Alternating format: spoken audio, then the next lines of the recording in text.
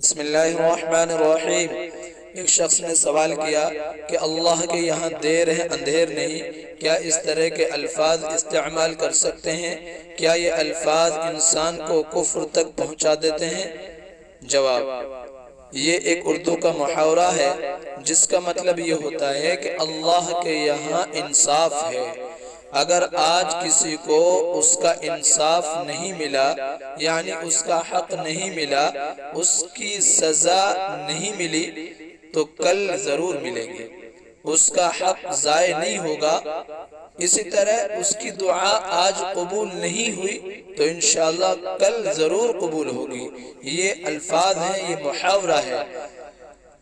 بندوں کے نزدیک اس اعتبار سے دیر ہونے کو اندھیر سے تعبیر کیا ہے۔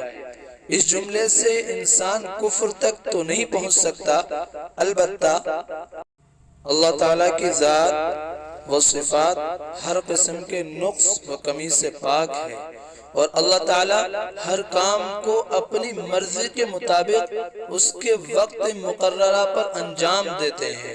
تو اس کا مطلب یہ ہے اللہ کے یہاں نہ دیر ہے نہ اندھیر ہے۔ اگر اس طرح کے الفاظ استعمال نہ کیے جائیں تو بہتر ہے، البتہ مسئلہ یہ تھا کہ اس طرح کے الفاظ سے انسان کفر تک پہنچ جاتا ہے، نہیں پہنچتا۔ السلام علیکم۔